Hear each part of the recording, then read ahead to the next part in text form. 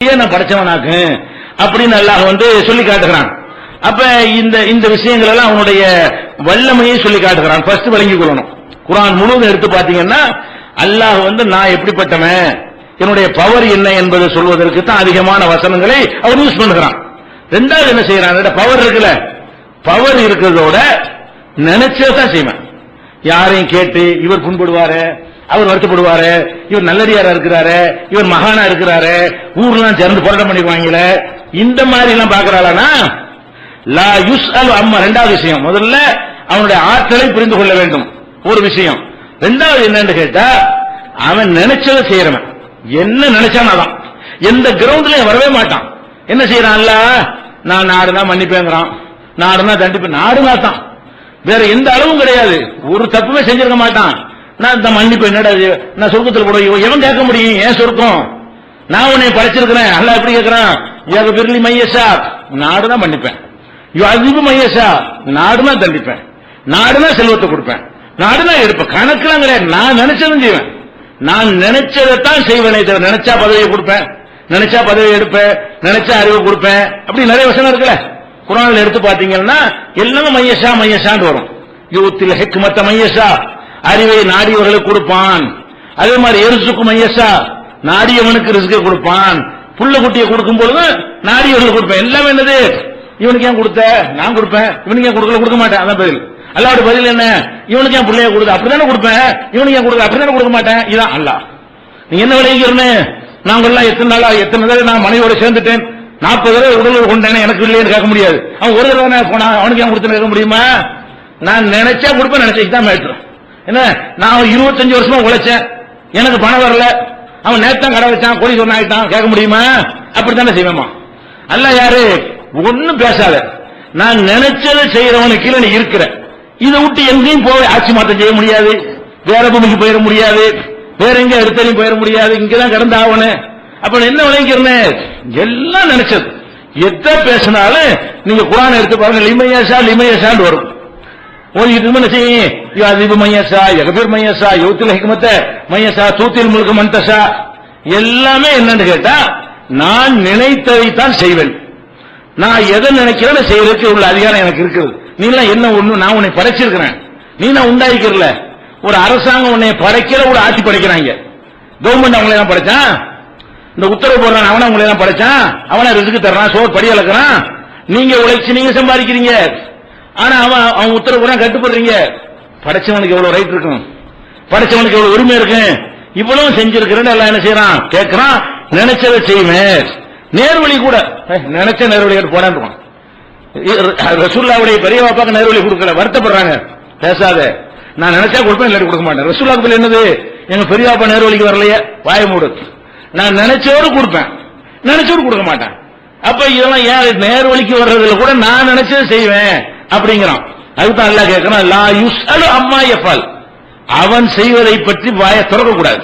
அல்லாஹ் என்ன சொல்றான் குர்ஆன்ல 22வது அத்தியாயத்தில் 23வது வசனம் சொல்றான், லா யுஸ்அலு அம்மா யஃபலு, அவன் செய்வதை பற்றி கேட்கவே கூடாது.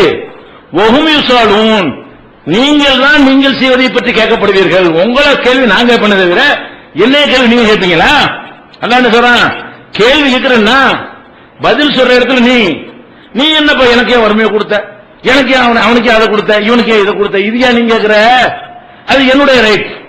அப்ப ஃபர்ஸ்ட் என்ன சூப்பர் பவராவும் இருக்கிறான், ஆற்றல் எதை வேண்டாலும் இது மாதிரி நினைச்சது செய்யறவன் இருக்கானே, நினைச்சது செய்யணும். பலவீனமா இருந்தான்னு வைங்க, போட்டு வீசி தள்ளிட்டு போயிடலாம். நான் நினைச்சது செய்வேமா, ஒரு தட்டு விழுந்துட்டான்னு வைங்க, இவன் எப்படி இருக்கிறான், எதை வேண்டாலும் செய்வேங்கிற இடத்துல இருக்கிறான், அவ்வளவு சக்தி இருக்கு, ஆகுண்டல் ஆக்கிவிடுவான். அவன் நினைச்சது செய்வோம், உங்களால என்ன செய்ய முடியும், அவன்ல செய்யறான். அப்ப இதை ஆழமா பதிய வச்சுக்கணும். உதாரணத்துக்கு போனா நூஹ் நபி இருக்காங்கல்ல, அவங்க அவங்க மகனுக்கு வேண்டி அல்லாஹ்ட்ட கேட்கறாங்க, என்ன வெள்ளம் வருது, மகன் இஸ்லாத்துக்கு வரல, கப்பல்ல நல்லவங்க எல்லாம் ஏறிக்கிட்டாங்க, மூணு கடிக்கிற நேரத்தில் மகனை கூப்பிட்டு என்ன செய்யறாங்க, கப்பல்ல ஏறிக்க பாக்குறாங்க, மாட்டேன்ட்டான். மூணு கடிக்கப்படும் போது அல்லாஹ்ட்ட என்ன செய்யறாங்க, இன்னபுனி மின் அஹ்லி, யா அல்லாஹ் என் மகன் என் குடும்பத்தை சேர்ந்தவன் தானே, அவனை கொஞ்சம் காப்பாத்து அப்படின்னு கேட்கிறாங்க. அவன் கொள்கை ஏத்துக்கல. அப்ப அல்லாஹ் என்ன பண்றான், யானு இன்னஹு லைஸ மின் அஹ்லிக, அவன் உன் குடும்பத்தான் கிடையாது, உனக்கு பிறந்தவன் எல்லாம் குடும்பத்தான் யாருன்னு நானே தீர்மானிக்கிறேன். உன் குடும்பத்தை சேர்ந்தவன் யாருன்னு நீ தீர்மானிக்காத. அவன் உன் குடும்பத்தை சேர்ந்தவன் இல்லை. இன்னஹு அமலுன் கைரு சாலிஹின், இது நல்ல செயல் கிடையாது. ஃபலா தஸ்அல்னி மா லைஸ லக பிஹி இல்முன், உனக்கு அறிவு இல்லாத விஷயத்தை என்கிட்ட பேசாத.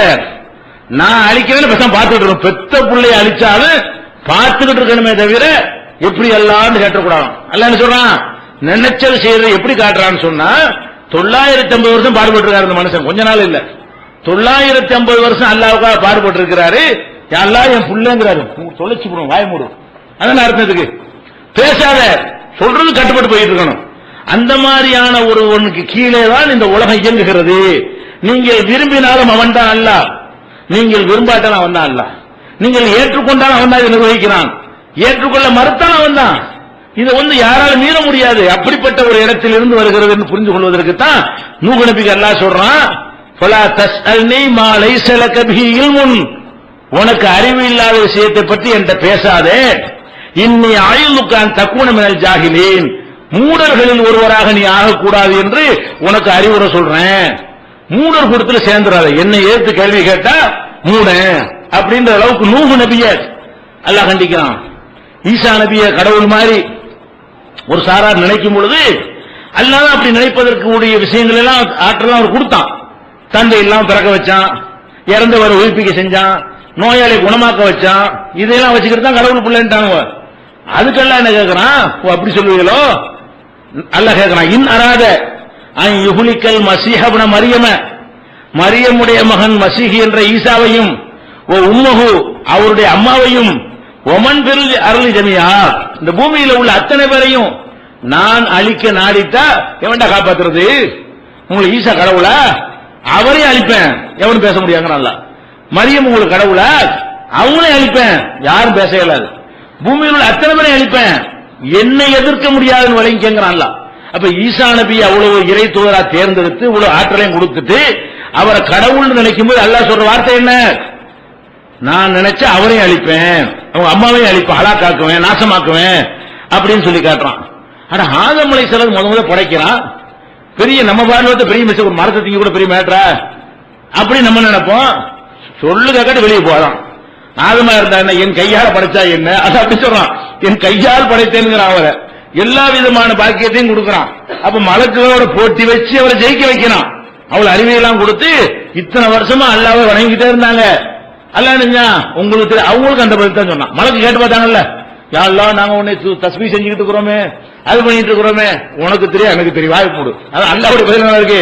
பேசக்கூட நினைச்சா இப்படியும் படைக்குவேன், வணங்கிக்கிட்டே இருக்கிற மாதிரி உன்னையே படைப்பேன், வணங்காம சைத்தான்களை பண்ணக்கூடிய வணங்கி செய்வனா படைக்குவேன், அதுக்கே நீயா இருக்கிறான்ல. அப்ப மலக்குகள் வாயை திறந்தாலும் கண்டிக்கிறான். ஆதம் அலைஹிஸ்ஸலாம் தப்பு செஞ்சவன ஒரு தப்பு நல்லா விடல, போவலி அவ்வளவுதான், கேட்க முடியாது. அவன் நினைச்சது செய்யக்கூடியவனாக இருக்கிறத பார்க்கிறோம். அதே மாதிரி இப்ராஹிம் அலைஹிஸ்ஸலாம் அல்லாஹ்வுடைய ஃப்ரெண்டு தான். அவர் ஒரு ஆள் தான் அல்லாஹ்வுடைய நண்பர்னு அல்லாஹ் என்ன செய்யறான் சொல்லி காட்டுகிறான். அவங்க வாப்பாக்கு என்ன பண்ணி, யா அல்லாஹ் எங்க வாப்பா மன்னிச்சிருந்தாரு. புடிச்சா புடி என்னது வாப்பா மன்னிக்கிறா? உன் தகப்பனார் கெட்ட கொள்கையில் இருக்கிறாரு, என்ன ஏத்துக்கிறது அவர் மன்னிக்கணுமா? அவன் கடுமையை காட்டணும்னு நினைச்சாரு. யா அல்லாஹ் நான் தெரியாம செஞ்சுட்டேன், எங்க வாப்பாவுக்கு உள்ள மன்னிப்பு கேட்டு வாபஸ் வாங்கிக்கிறேன்ட்டாரு.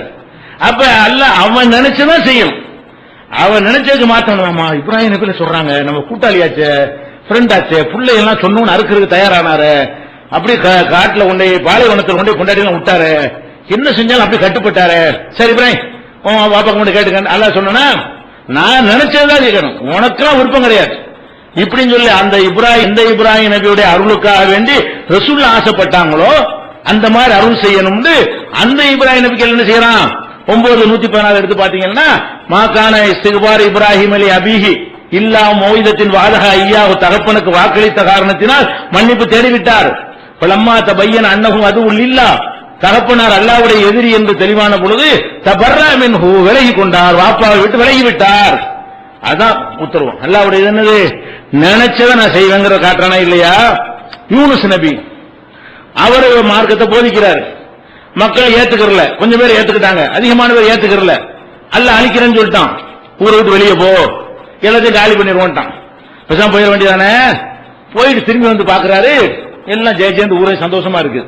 என்னன்னு கேட்டா, அவர் போன பிறகு ஊர்ல கூடி யூனு சொல்ல கேட்காம போயிட்டோம், இப்ப கரெக்டா சொல்லி இருக்கிறாரு, நம்ம அல்லாஹ்ட்ட மன்னிப்பு கேட்போன்ற உடனே வர இருந்த அதாபு விலகிருச்சு.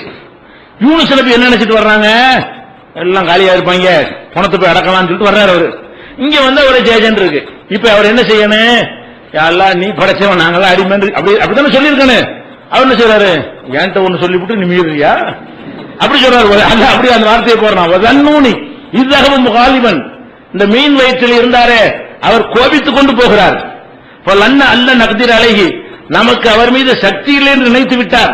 நான் என்ன பண்ண, உடனே கடலுக்குள்ள தள்ளி மீன் வயிற்றுல வச்சு பனாதாபில் துலுமாத்தி அல்லா இலாஹ இல்லா அன்த சுப்ஹானக இன்னீ குன்து மினல் ஸாலிமீன், பல இருள்களுக்கு உள்ள கொண்டை திணிச்சு லா இலாஹ இல்லா அன்த சுப்ஹானக இன்னீ குன்து மினல் ஸாலிமீன் சொல்ல வச்சுட்டேன். எதனால சொன்னேன், அவர் வந்து எதை நான் நினைச்சதை செய்வேங்கிறது அதை புரிஞ்சுக்கல. அவர் நான் உன்னை செஞ்ச பிறகு அதை எதிர்த்து நிக்கின்ற ஒரு கேள்வி கேட்டார்ல, கோவிச்சுட்டு எங்க போவாருங்கிறேன். யூனுஸ் நபி கோவிச்சுக்கிட்டு வேற பூமிக்கு போயிருவாரா, வேற வானத்துக்கு போயிருவாரா, வேற காத்த சுவாசிக்கிறதுக்கு ஏதாவது இன்னொரு உலகத்தை ஏன்னா படைச்சு வச்சிருக்கிறானா, யாரோட கோவிச்சுட்டு எங்க போற? அப்ப என்னோடு கோவித்துக் கொண்டு போனாருன்ற உடனே அவர் மேல உள்ள கோபம் எந்த அளவுக்கு வருதுன்னு கேட்டா, ரசூலுல்லாஹி அல்லாஹ் உத்தரவுனா வலாத்தகுன் கஸாயிபில் ஹூத், யூனுஸ் மாதிரி ஆயிராத. அவர் வந்து நான் ஒரு முடிவு எடுத்திருக்க, அதுல குறை கண்டுட்டு வெளியே போனாரு, அந்த மாதிரி நீ ஆகாதன்ற ரசூலுல்லாஹ் என்ன செய்யறான், அல்லாஹ் கட்டளை எடுக்கிறாங்க. அப்ப நம்ம என்ன விளங்கனே, நமக்கு என்ன துன்பங்கள் வந்தாலும் அதுக்கு பொதுவான தீர்வாக இஸ்லாம் சிலதை சொல்லுகிறது. அதுல ஒரு தீர்வு இப்ப சொல்லியிருக்கோம், ஒரு தீர்வில் பாதி சொல்லியிருக்கோம். ஒரு தீர்வு என்னது, இது பெரிய இடத்து விஷயம். முதல் தீர்வு என்னது, நமக்கு எது நடந்தாலும் பெரிய இடத்து விஷயம். பெரிய இடம் என்றால் எதை வேண்டாலும் செய்வதற்கு ஆற்றல் உள்ளவன், எதை வேண்டாலும் நினைச்சதை செய்து முடிக்கிறவன், அப்படிப்பட்ட இடத்திலிருந்து வருகிறது. இன்னும் இது சம்பந்தமான செய்திகளை இன்ஷா அல்லாஹ் அடுத்தடுத்த நாட்களில் பார்க்கலாம். அஸ்ஸலாமு அலைக்கும்.